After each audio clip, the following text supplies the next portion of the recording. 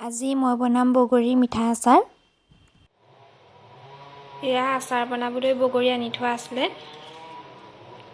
ৰ'দত শুকুৱাই ল'লোঁ ভালকৈ অলপমান। গোটেইখিনি নিদিওঁ বাৰু, মই অলপমানহে দিম বগৰী, চাই থাকিব ভিডিঅ'টো। বগৰীখিনি যিখিনি অলপমান বেছি পকা আছিলে তাৰ পৰাই মই লৈ ল'লোঁ কেইটামান। বগৰীখিনি নিমখত দি থোৱাই আছিলে, নিমখত দি মেলি ৰ'দত দি থোৱা আছিলে, তো শুকায়ে আছে বগৰীখিনি অলপমান। বগৰীখিনিৰ পৰা মই গুটিখিনি উলিয়াই দিছোঁ অলপমান।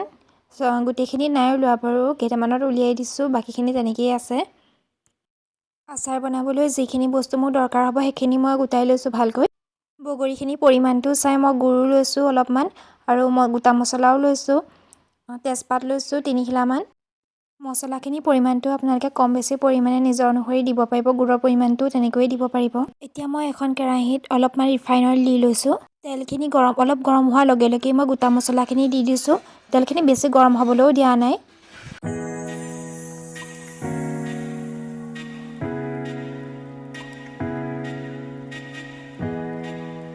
এতিয়া মই তাত গুড়খিনি দি দিছোঁ আৰু ভালকৈ লৰাই লৈছোঁ। গুড়খিনি যেতিয়া ভালকৈ গলি যাব তেতিয়া তাত মই বগৰীখিনি দি দিম। যিহেতু সকলোৱে বনোৱাৰ পদ্ধতিখিনি বেলেগ বেলেগ, তো মইনো কেনেকৈ বনাইছোঁ সেয়াহে আপোনালোকক দেখাব বিচাৰিছোঁ। এতিয়া তাত মই বগৰীখিনি দি দিছোঁ।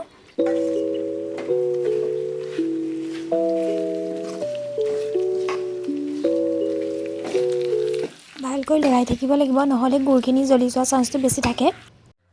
ৰেড চিলি মছলাটো অলপমান দি দিছোঁ এতিয়া।